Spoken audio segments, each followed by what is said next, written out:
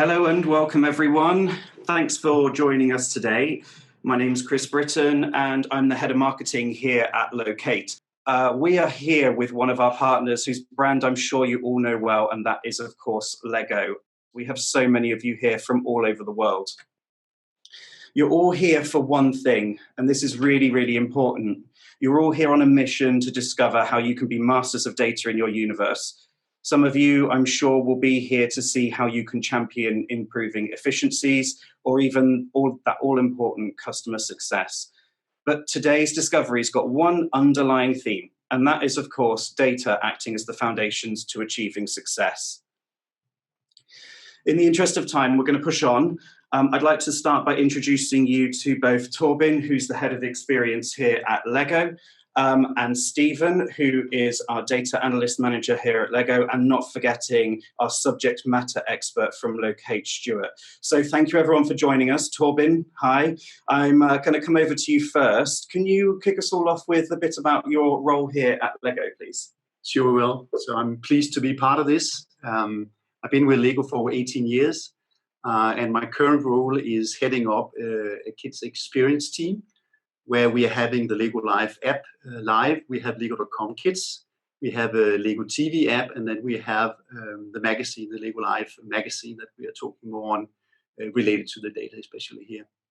Fantastic. And Stephen, can you intro yourself to everyone on the webinar, please? Yeah, hi everyone. I joined Lego about 5 years ago as the data manager for the Lego Club magazine, so really focused just on that one product, making sure that the data was accurate and up to date.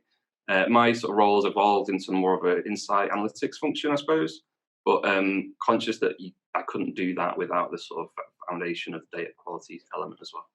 Yeah, absolutely, thank you. And Stephen, Stuart, sorry. Stuart, yeah. Well, I'll start by introducing myself as the guy that my friends invite round to dinner parties if they need somebody to clear the room at the end. I've been living and breathing data quality and CRM for about 20 years. I've been with Loqate for 13 of those. And my role here is to develop our data quality products and propositions that are used by many thousands of our customers around the globe. That's me. Fantastic, thank you very much.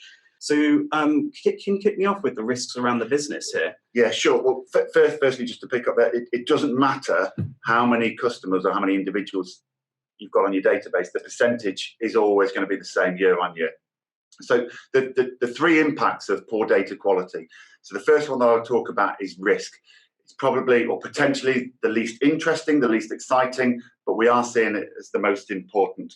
There was a study that KPMG researched and launched just recently where they said that 84% of chief executives are concerned that they're making decisions in their business on bad data.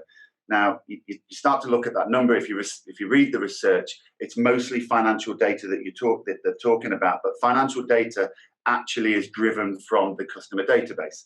So if you just start thinking about some of the metrics, what's the average revenue per customer or average profit per customer? Well, to be able to work out that metric, you need to know exactly how many customers you've got on your database. And it'd be a question for everybody listening on the webinar now. How confidently can you answer the question, how many customers do you have? And how has that changed over the last period? Where are they based? What's the lifetime value? What was the cost to acquire them or to retain them? Now, you obviously need an accurate and up-to-date database to be able to answer those questions and drive metrics like average customer value. So the first point is you make bad decisions. Now, the second impact where the risk comes from is you can damage your brand. Another metric that I'll say, an Ipsos study that was recently conducted in the UK said that 57% of UK consumers are more likely to buy from brands that demonstrate a commitment to complying with data protection and privacy laws, which is a lot of conversation around that at the moment. Well, data quality is the first point that individuals will realise that you don't care about data protection and privacy, because you'll be sending out mail that's incorrectly addressed, statements or bills or catalogues or mailings aren't reaching them. So it's the first point that they'll be able to see that you don't care. So you'll be damaging brand. We'll maybe talk about that with Lego later on. And then the third one, and everybody knows about this these days, if you're in the States, you know about the California Consumer Privacy Act. If you're in Europe, you know about GDPR.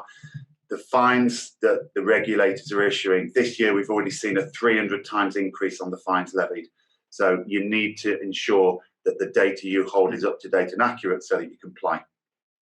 So that's the most important. Revenue is a simple one.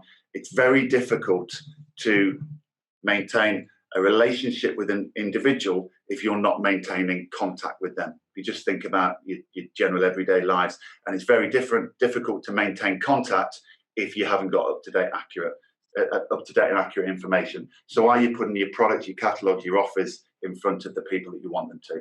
That's an obvious one. And cost, well, cost comes through waste in marketing budget, communication budget. Oracle recently said that every single duplicate on your database is costing you $100 per annum.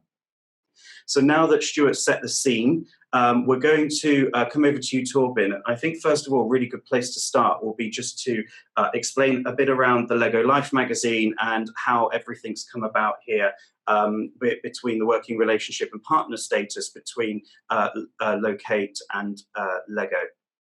Sure. So Lego Life magazine has been around for more than 20 years in different branded different ways and format, but this existing magazine is currently out in 14 different markets in 7 different languages. And when we start reaching out to Loqate at that time, was we have the former vendor, the relationship with that we would like to revisit. But basically, you could say we could tick all the boxes that Stuart mentioned before about the risk, the cost, and the turnover. And the reason for that is a return magazine is perceived as not a good experience for the kid, but also a potential call for the consumer service center. And every call, of course, has a price, but for us was more, related to the brand and the brand damage, as also Stuart mentioned before. Fantastic, great.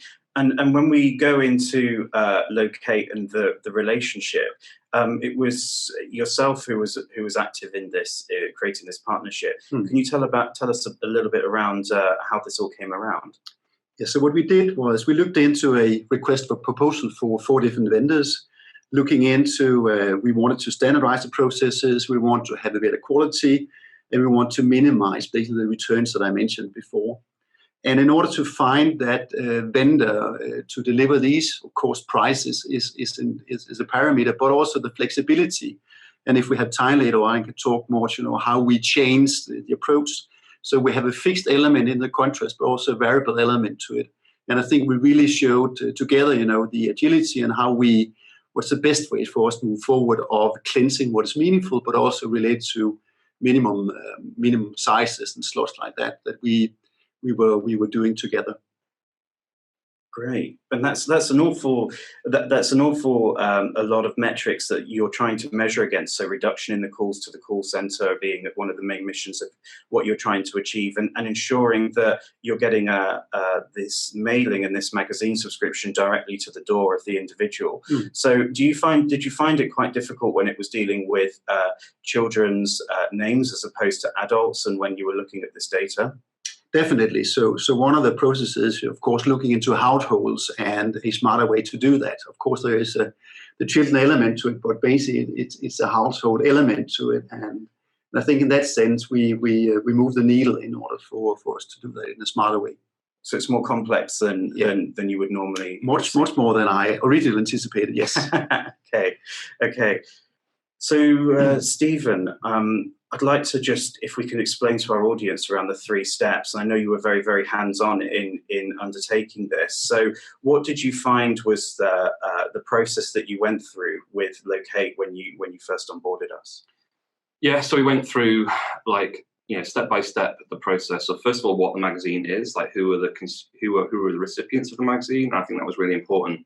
That was one of the things that sort of let us down in the past, was that the previous supplier didn't really understand who the role of this magazine, which led to the 25% stat we just saw.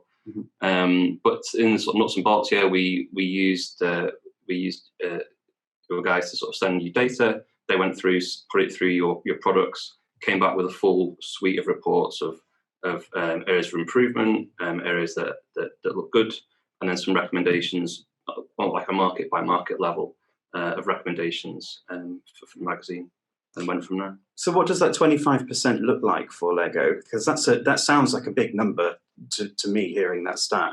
Yeah, I mean, I guess for that one, it means that we aren't wasting our magazine. Like Torben said, the magazine we can see that drives sales. We need to make that as efficient as possible. If we're sending magazines to households that have moved house or whatever, then that's just money down the drain, and it's not efficient, and that's going to. No, it's postal and print cost, right? But it also, I recall before we went into this, it's also the returns and how to handle returns. We're also, related to GDPR data that we shouldn't have, just hanging around there. So I think there's more to it. So, yeah. Brilliant. Okay, and I think this is really interesting here when you look at the results, and you've seen the results from the maintaining the data that you currently have, and then the results were convincing enough that then you looked at how you can integrate this into the storefront and into the shop. So how are you seeing that now, and what's been the customer and consumer response to this? Well, I think it makes complete sense to do. So you get your repository clean. But then you need to make sure the stuff that's coming in is being cleaned. Otherwise, you're going to have to keep doing this, keep cleaning the back end before. It makes sense to do it at the front, basically. It's a better consumer experience, but also it's more efficient for us as a business. And I think, it's improved the consumer experience a lot on the website for sure. Yeah, so the whole user journey then is an important component here. Yeah. You want to give the best experience, whether that's in a store or digitally, and you're finding that you're not just collecting any data, you're then collecting accurate data, but then when you go through the maintaining process. I think there's a consumer experience here as well. People expect a certain level of quality from Lego, whether it be a box of bricks or an online experience. And I don't know about you, but I'm sick of filling my name and address onto a form. I want to look up. I want something that just does that for me. Yeah. So if I can put my postcode in, finds it done, it makes it so much easier and quicker. So yeah, it's that level of quality as well, I think. If I just follow on, we did some research actually, and I think we saw it on the Lego website with the type ahead functionality. It actually reduces the keystrokes that an individual has to enter when they're trying to first sign up for Lego Life magazine by 78%. So you've always got to start with these programs of thinking of the consumer, what's in it for them, what's important to them. And as Stephen said, you get sick of it. 78% reduction in keystrokes, which ultimately leads to less individuals abandoning that process of entering their details and ticking through to receive the Lego Life magazine, or if it's on the lego.com store, actually making a purchase. Great. So while I got you then, Stuart, while you're still talking, so when we break that down, so we're improving data quality, we're then increasing conversions, and we're also helping to then drive accurate delivery. Is this, when you were working with Lego, is this everything that you've seen and that you would say you've been working closely with Torben and Yeah, absolutely. I mean, it just follows on from that point there. Always start with the individual that's actually on your website or speaking to you in your contact center. You've got to make it as simple as possible for that individual so that they don't abandon the process, and they don't get fed up and they don't have a bad experience. You're trying to provide a great user experience to these individuals. So that 78% reduction in keystrokes means that more people go right from the start to the end of that process. So you can see on the slide there, that increases conversions. We also, as an organization, Loqate, we produced a white paper around failed deliveries recently. And what the outcome of that research was that 5%, which is actually quite a high percentage when you think about it, of deliveries don't actually get to the intended recipient. So that could be, in Lego's world, that's actually getting the magazine out to the kid that wants it. And that's, as Stephen Torben said earlier, it's important. These are kids. I know firsthand, these kids write it on their calendar when their next Lego Life magazine is coming. They're looking forward to it that much. So when it doesn't come, you're letting somebody down. Now, that's talking about kids and magazines, but if you're in financial services and you need to get a statement out, or retail and a loyalty card or promotion or a catalogue, whatever it might be, you need to make sure you get out to the individual what they're expecting. So it could be obviously products as well, so 5%. And a key driver to whether you succeed or fail in that area is, are you actually capturing the correct contact details right from the point that you've got that individual either on the phone to you in a contact center or in a website where they can enter, they've got the option to enter it correctly. And Stephen, when we were working directly closely with you, what did you find then was the key to the success of being able to really drive true value from the working relationship? I think it was what I got was Loqate really understood our business and understood what we're trying to do, and I think that's really essential because everybody's requirements around this is different. You know, for us, it really made sense to like Stuart said, like if a kid doesn't get the magazine, we hear about it. So we need to make sure that our levels of cleanliness are really high, and it's worth spending a bit more money on that to make sure that happens. But yeah, there's lots of nitty gritty you can get into with this stuff, and it's great to have a partner that understands it by market as well, especially for us for Lego. It's a global program, so having that sort of market by market expertise is really important as well, for sure. Yeah. And Lego's interesting. I mean, we saw from that study right at the start that was there only one person that wasn't familiar with Lego. So we all know Lego, and it's a global brand. I mean, it's an iconic brand, isn't it? And Torben mentioned earlier that they're sending this magazine out to 14 different markets, 14 different territories. I don't know where, in terms of turning up to the Lego.com store, is it still the same 14 markets? Is it, Torben, that you can? No, they are different. So the magazine it's due to know how it's funded from the market. So it's really the market who's driving and paying for it, and these markets are a little different from the ones you can have on the shop's side, right? So there's differences there, but it's the main market, you can say. And some of the smaller ones, it's back to the economics of scale of, you know, if it's cost efficient to have it in like Czech Republic or Bulgaria, right? Where we have, of course, the bigger markets where the marketing spend related to the video one is important. Yeah. Okay. So the point there was what was important to Lego was that they had a common piece of technology sitting behind the websites that could capture the contact details of individuals either subscribing for the magazine or making purchases from around the world. The majority of businesses, the US, tend to only deal with US consumers or the UK or Germany or whatever. Whereas Lego, they're taking orders and having people sign up from all around the world. And just before this webinar, actually, Torben, we were talking around the importance of agility and the approach to being agile as well. So do you find that this is something that was unique when working with us, or did you find that this was something that was essential as part of the process when you were looking at all the vendors on the market? I think what we find here was, you know, given the contract, there is a fixed element of something we do, but I think that the flexibility of, you know, changing as we go. So as Stephen said before, markets are different. So giving, you know, minimum order, or you have, you know, some subcontractors helping you with some of these stuff. So we learned that, for example, with UK, it would be smarter, you know, cleansing some of this data and having some extra quality suppressions on top where it was not as beneficial in Austria, as an example, right? And these things we dealt with as we went on. And I just have, you know, in other areas, other vendors where, you know, you need to stick with the contract. So I think the flexibility and agility, learn as we go, discuss with you guys, what do we see, what do we pay, what is smart to do here. I think that's a super advantage and you know, one of the reasons, you know, we really, you know, like working with you guys. And it's that continuous improvement as well. So even like last week, you might even know this, but I've been talking to your data guys about a little dedupe thing what we noticed. And I think it affects maybe 50 records on our database, but it's important because those 50 kids want a magazine. So it's trying to understand, like, how can we tweak that rule so we're not locking kids out who should get the magazine, basically. So it's that continuous improvement. Do your big cleanse, but then there's always little things you can do to kind of improve. And I think there is one more thing related to what we talked about. So that's lead time. So when we started this, you know, whenever, you know, a kid is signing up for the magazine, we would like to, you know, look at the data at the latest possible time in order to make sure he get the first magazine as soon as possible.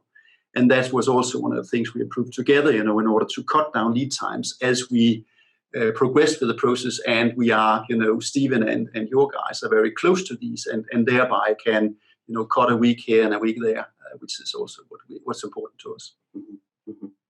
Absolutely. So we're just going to look at recapping some of these points here, because there's been a lot of numbers that have been thrown around, and some of these in particular are really interesting. So this point of data decaying at 20% year on year, that's a big number. And I think while this was higher in this instance for Lego when we were originally, I understand you thought that the data was of good quality because it was being maintained at that point. So was this quite a surprise to you then when you looked at these numbers? Yeah, it was a big shock, and it came with a bit of a cost as well, up front. But you've got to think that if we don't cleanse, then you're just wasting. If we just bury our head in the sand, every issue we're wasting money. It makes sense to you pay the money, but you cleanse your database, and then your mailing's much more efficient. But yeah, it was a big surprise. Big surprise, yeah. And so Stuart, around best practice here. So I know that you work with so many businesses, but all sorts that not just Lego alone. So what do you see here consistently as key points that businesses should be looking out for? I think firstly, I'd say that there is no one size fits all solution for every business. Different sectors will have different requirements, different businesses throughout where they are in maturity, depending on which channel they communicate with their customers, and territories as well. So you can't apply a one size fits all solution. And I think probably the best way to explain that is probably where Lego found themselves, in that actually, because they work in these different territories and they've got kids on the database, you actually needed to match to the different reference data sets differently. Yeah. Because key to all of this, when you're trying to ensure that you've got the most up-to-date and accurate data that you can on your database, you need to design processes. You need to be matching against different reference data sets that are the correct data sets in each of the different territories. And you need to match to them using the right rules and tolerances that are right for you. And it was where Lego got the greatest impact, was actually a change, I think, on the tolerances rather than the use of different data sets. Yeah. I think best practice, I think where I would start with anything, even if you've got processes in place, as Lego did, is actually run health checks on your data. So to find out where you are, do you know what, it might well be different to where you think you are. You might think you've got a process in place and you've got up-to-date and accurate data. I mean, it's part of GDPR now that you need to have, but it's really difficult to know where you are. I mean, Lego found 25%. It's hard to say how accurate or otherwise you are. So that's absolutely where you need to start. And then, as Stephen said, absolutely revisit that on a regular basis. Because we talked about the DG, you could design a process that's perfect for you today, but it's not necessarily perfect for you in 6 months or 12 months. So you do need to be looking at it constantly. Great. Okay, so just before we jump into the questions then, we've had quite a few, so please keep them coming in. I think it's worth just having a quick recap here at what we've looked at today.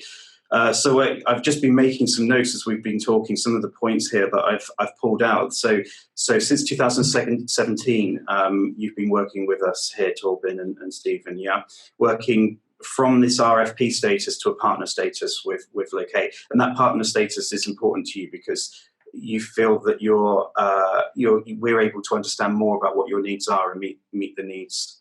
From this Absolutely, point. yes. Yeah.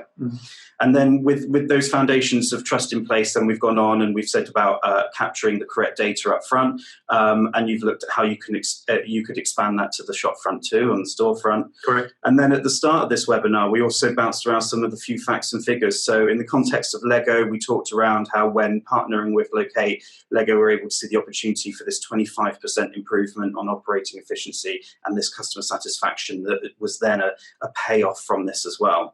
And I think it's also really important to remember Stephen's point around finding something right that fits for you. So something that's suited to a solution for both Torben and Stephen. It may not be a solution that's necessarily directly for you, but there is a way that we can work with various businesses of different sizes. Torben, you also mentioned around how agility links back to finding a company that's big enough to meet the needs. And it's also one of the most recognized global consumer brands. So this was a really big and important thing to get right for you, because there's the brand reputation on the line here. So I think let's kick off with some of the questions we've had in today. There's been, as I say, an awful lot that have been coming through. So the first question do you find that there is a misconnect in a lot of the businesses when it comes to creative teams and analytical teams? So is data effectively being viewed differently by different teams within the business? How did you find that here at Lego? I think in this case, it's probably not an issue, but I can see it. I can see it being an issue in the wider business. For us, this is collecting kids' addresses to send out to send a magazine to. But I think the way that data is surfaced across the business definitely is impacted by someone's sort of frame of reference, I suppose. But for this, it's not really. I don't think it's an issue too much on this one. Okay, and did you find that you had any issues with customer records being removed that were still valid? That's another question. Yeah, so that's a good question. And it's something that we looked a lot about, and it's something like what I would say actually best practice is spend time on this, because one of the things we notice is, so you look at a bunch of match rates and you say, okay, is that good? Is that bad? There's no such thing as as a good match rate. I think it's you have to get into the weeds of it and go, okay, trying to figure out is that record be removed or added for the right reasons, and then figure out what those reasons are, and then build that logic into the process. You can definitely spend a lot of time doing that, and we did that with your data guys as well. It reminded me of the request for proposal where we actually did that. So we sent it out a test sample and look into that with different vendors of how does the match rate look like, and that was also one of the criteria here. Yeah, it's a good question. Now, with Lego Life, it's one database of children around 14 different territories that want to get the magazine. Now, if you're in a business, for instance, and you're sending out catalogues, and what you might do is you might segment your database, so you've got very profitable customers at the top and much less profitable customers at the bottom. What you might need to then do is look at different processes for each one of those segments. And this is where I was saying don't apply a one-size-fits-all, because to answer that question about potentially over-suppressing records, well, you might say the very low-profit customers, you might want to err on that side of caution, because actually you're better off not sending something out or not investing in communicating with them, because you won't get a return on it. However, if you're working in the top segments, it's absolutely the opposite. You do not want to, under any circumstances, over-suppress those records, because they're valuable customers to you. So this is where you design different processes using different tolerances, matching against different reference sets, depending on the value and the type of customer that they are. And that's a really interesting point, because that links into one of the questions here. So someone said that they're hearing why you need to clean the data, which is the point that you're saying, which this person gets 100%. You're saying they're not hearing anything about how you clean the data and keep it clean. So if we go back to those 3 steps and what you would do is from analysing the data point of view, can you explain a bit more about what happens after that? So what goes on behind the scenes effectively? Yeah, okay. So there was a slide earlier where with 3 blocks, which is the process that Lego went through. There's obviously an awful lot more complexity behind the scenes, which is what we do within Loqate. So as an organisation, what we do is we take in hundreds of different reference data sets on individuals from around the globe. If I just talk about the UK, for instance, at the moment, what happens then is an organisation like Lego will send to us, obviously once contracts are in place and privacy and protection and everything, the data comes across to us, and then we match the Lego customer database against all of these different reference data sets that we have. And then the first stage is we provide what we call a health check report. And this is what we did with Lego. And that was the first point that we said, you know what, there's an issue here. 25% of the records that you're holding are inaccurate. You can then start to have conversations around what do you actually want to do with it. You know the size of the problem now. You can have conversations to understand why it is. What you then do is you agree exactly what matching rules and reference data sets you actually want to match against. We then do that back at Loqate HQ, and we return the data back to Lego in this instance with the different flags matched. So you're getting an overview before you've even started them working on the data. You're passing that overview back and saying, this is what we identify and what we see, and you're visualizing that before you then start working on the data. So our commercial team, when we first engage with different brands, one of the first questions people will say, well, how much is it going to cost for us to have an up-to-date and accurate database? And the answer is always, we have absolutely no idea. I mean, what Stephen was saying, that they were shocked originally when the first proposal that came out, because there was quite a significant issue. If you're in another organisation, there's some brands that we work with. I mean, everybody's loyal to Lego, but there's some brands that as soon as they change their contact details, they'll be on the phone to that brand because they want the catalogue to come through next month or next week, or the email or the offers or whatever. So everybody's very different. It's not until we actually take the data from the organisation, match against all these different reference data sets, provide the health check, and then there's the discussion document where you can start working out and designing the process. Great. And we've had another question that's come in around prioritising data opportunities. And the question is if you had any unusual or unexpected learnings from the process. So I'm looking at Torben and Stephen's face at the moment, thinking they're questioning it. I mean, the 25% hit was pretty unexpected. Okay, and my last question, and thank you everyone. I just want to say thank you so much for sending all your questions in. I'm just going to fire this over to Torben and Stephen again. What in your words, what does the partner status, the Loqate partner status involve? What does that sound like in your words? I think for me, it's building a relationship with a trusted partner, right? So this is super important data. So all the regulations and all the things are in place. So building that trust and then improve together is what it means to me. Yeah, I think that's a really good way for it. And I think that continuous improvement is really important. It's about understanding the business and working closely on a regular basis on a sort of shared goal. I think that's a good way of putting it. Brilliant. Obviously, this could be very, very different story. You may have had a very different brand journey if you hadn't have received things like Lego Life. So I think that's a really important message to remember is how well established the Lego brand is, and making sure that is maintained and consistent on an ongoing basis.